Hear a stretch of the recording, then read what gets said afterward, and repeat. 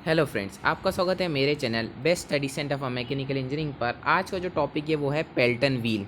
इस वीडियो में मैं आपको बताऊंगा कि पेल्टन व्हील की क्या वर्किंग होती है और क्या कंस्ट्रक्शन होता है पेल्टन व्हील का। ठीक है, तो चलिए इस वीडियो को स्टार्ट करते हैं। तो सबसे पहले देख लेते हैं कि पेल्टन व्हील होता क्या है। ठीक है, पेल्टन व्हील या पेल्टन टरबाइन एक टाइप का टेंजेंशियल फ्लो इम्पल्स टरबाइन है। टेंजेंशियल फ्लो के बारे में पिछली वीडियो में भी बता चुका हूँ, फिर भी मैं बता देता हूँ कि जो वाटर आएगा वो एक टेंजेंट के रूप में आएगा और जो है हमारे बकेट्स को, जो रनर के बकेट्स हैं, उस पर स्ट्राइक करेगा। ठीक है, अभी ये एक इम्पल्स टरबाइन है। इसका मतलब कि जितनी एनर्जी इनलेट पे होती है, हाइड्रोलिक एनर्जी, वो पूरी तरह से कन्वर्ट हो जाएगी किसके अंदर, काइनेटिक एनर्जी के अंदर कन्वर्ट हो जाएगी पूरी एनर्जी। ठीक है, उसके बाद ये जो इम्पल्स टरबाइन है उसके अंदर जो प्रेशर है वो थ्रू आउट एटमॉस्फेरिक प्रेशर रहता है। ठीक है, और ये जो पेल्टन व्हील है ये है हाई हेड टरबाइन।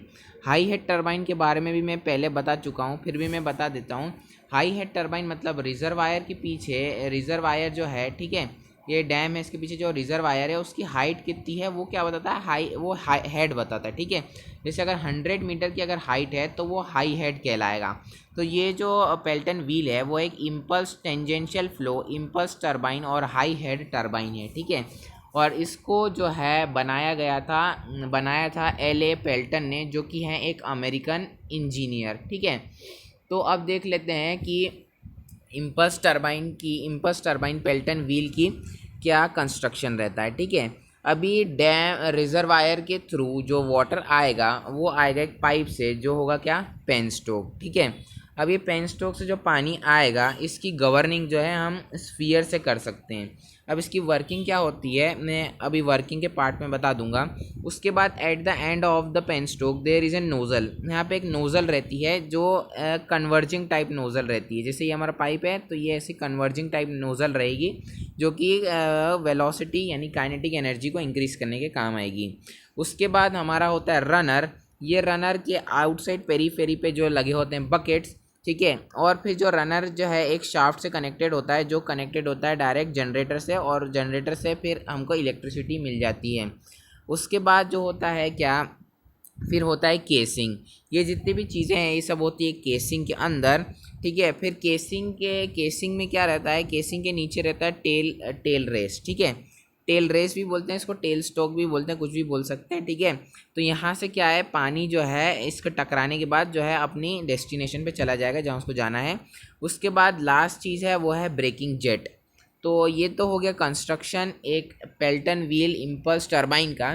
तो अब हम देख लेते हैं वर्किंग। अब जैसे मैंने आपको पहले बताया कि जो पेल्टन व्हील है वो एक टेंजेंशियल फ्लो इम्पल्स टरबाइन है। इसका मतलब क्या, कि जो वाटर आएगा पेन स्टोक से वो कैसे टकराएगा कि ये जैसे पेरीफेरी है तो यहाँ पे टेंजेंट के रूप में जो है वाटर स्ट्राइक करेगा और इसको रोटेट करने की कोशिश करेगा टरबाइन को। ठीक है, उसके बाद अब क्या होता है कि जैसे अब हमारे पास जो वाटर है वो नोज़ल के थ्रू आ चुका है, तो नोज़ल का क्या काम रहता है, काइनेटिक एनर्जी यानी वेलोसिटी को बढ़ाने का काम रहता है इसका नोज़ल का। ठीक है, नोज़ल में काइनेटिक एनर्जी और प्रेशर दोनों बढ़ते हैं। ठीक है, अब इम्पल्स टरबाइन है तो यहाँ पे जितनी भी एनर्जी रहेगी, हाइड्रोलिक एनर्जी, वो पूरी तरह कन्वर्ट हो जाएगी काइनेटिक एनर्जी के अंदर, और जितना भी प्रेशर है वो थ्रू आउट एटमॉस्फेरिक प्रेशर रहेगा। अब यहाँ से जब पानी आया है तो उसने टेंजेंशियली जो है इस टरबाइन को टकराया है, टरबाइन के ऊपर स्ट्राइक हुआ है। तो यहाँ पे जो ब्लेड्स हैं उन ब्लेड्स का शेप कुछ ऐसा रहता है, जैसे कि ये जो है हेमिस्फीयर टाइप का उसका शेप रहता है। ठीक है, ये तो हो गया फ्रंट व्यू से। अगर हम इसको साइड व्यू से देखें तो ये साइड व्यू से दिखता है कुछ ऐसा। ठीक है, तो इसमें क्या रहता है कि जब वाटर आता है ऐसे, तो वाटर आएगा तो अब ये दो पार्ट में स्प्लिट हो जाएगा। ये दो पार्ट के स्प्लिट होने के कारण एक इम्पल्सिव फोर्स एक्ट करती है किसके ऊपर, बकेट के ऊपर। तभी इसका नाम जो है इम्पल्स टरबाइन रखा है, और उसके कारण क्या होगा कि हमारा जो टरबाइन है वो रोटेट करना स्टार्ट हो जाएगा। अभी जो हमारा टरबाइन है वो रोटेट हो चुका है, तो उसके कारण क्या होगा, जिस शाफ्ट से कनेक्टेड है वो भी रोटेट होगी, जिसके कारण जो जनरेटर है वो भी रोटेट होगा, और वो क्या करेगा, वो इलेक्ट्रिसिटी को प्रोड्यूस करेगा। ठीक है, उसके बाद जो वाटर है वो वाटर कहाँ, टेल रेस से चला जाएगा। अब इसमें जो है हमारा जो प्रेशर है वो एटमॉस्फेरिक प्रेशर है थ्रू आउट, इसके लिए हमको कोई भी ड्राफ्ट ट्यूब की यूज़ नहीं करनी पड़ती है। ये जो पानी है वो डायरेक्ट टेल रेस से चला जाता है।